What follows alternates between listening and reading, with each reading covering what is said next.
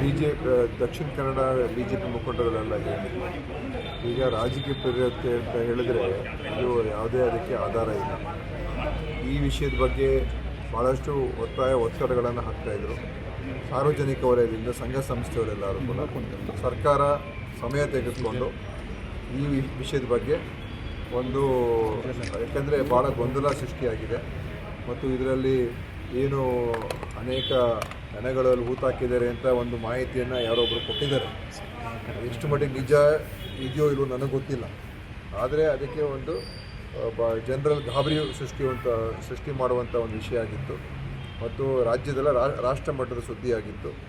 ಎಲ್ಲ ಕಡೆ ಇದ್ರ ಬಗ್ಗೆ ಚರ್ಚೆ ಆಗ್ತಾಯಿತ್ತು ಮತ್ತು ಇದ್ರ ಬಗ್ಗೆ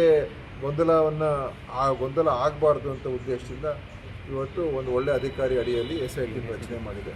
ರಾಜಕೀಯ ಪ್ರೇರಿತ ಅಂತ ಹೇಳ್ತಕ್ಕಂಥ ಮಾತು ಅವರು ಹೇಳ್ತಾ ಇದ್ದಾರೆ, ಖಂಡಿಸ್ತೀನಿ. ಪ್ರತಿಯೊಂದರಲ್ಲೂ ಕೂಡ ರಾಜಕೀಯ ಬೆರೆಸೋಕ್ಕೆ ಹೋಗಬಾರ್ದು. BJP ಅವರಿಗೆ, ವಿರೋಧ ಪಕ್ಷ ನಾಯಕ ಅಶೋಕ್ ಅವರಿಗೆ ಬಹುಶಃ ತಿಳುವಳಿಕೆ ಕಮ್ಮಿ ಇದೆ ಅಂತ ನನಗೆ ಅನಿಸುತ್ತೆ.